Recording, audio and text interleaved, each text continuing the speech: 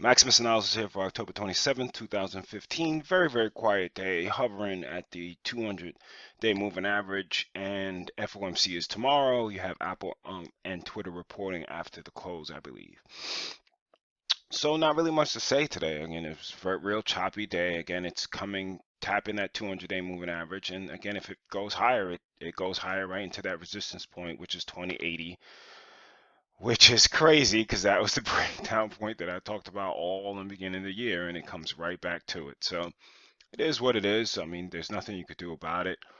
NQ, best out of the group, really looking strong from this flag. I mean, it's just two bar, and then boom, shot back up. And IWM is actually selling off. Well, it looked like it sold off a little bit.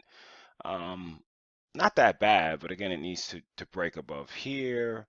I'm still short this name, but again, I'm keeping a tight leash, short leash on it. Tight leash wouldn't be right. Short leash on it in regarding this name. You also got crude continuing to the downside.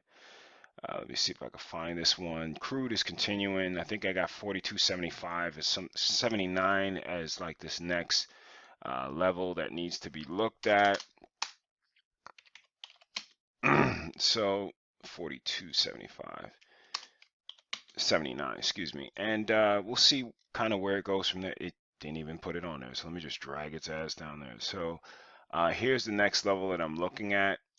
I just tapped it, but again, I would not be going long this at all. You have EAI report, and there's already talk about glutton in the supply, but again, I would just keep my stop, probably around 46, or if you're really going to be swinging this into the lower part, or you could tighten it up basically around this 45 level.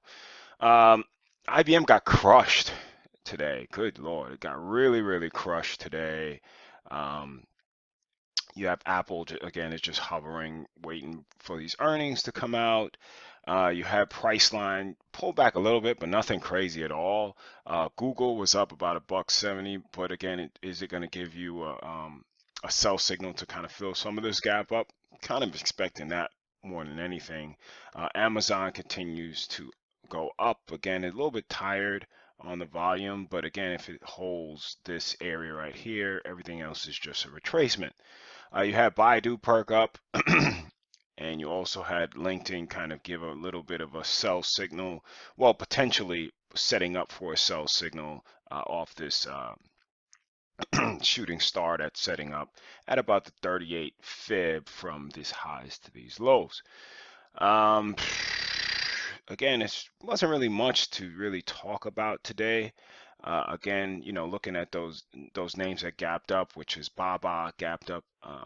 You got Bank of America kind of still hovering around this 50% level. You got the other banks, JP Morgan, kind of just hovering around the 200-day moving average.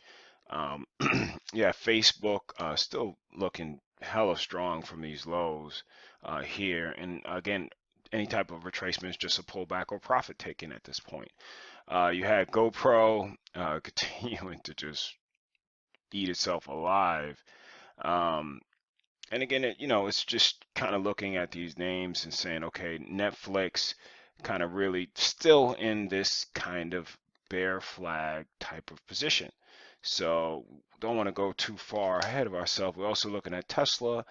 Tesla's still in the flagging formation, and we'll just continue to watch it, see if it's going to continue to break down.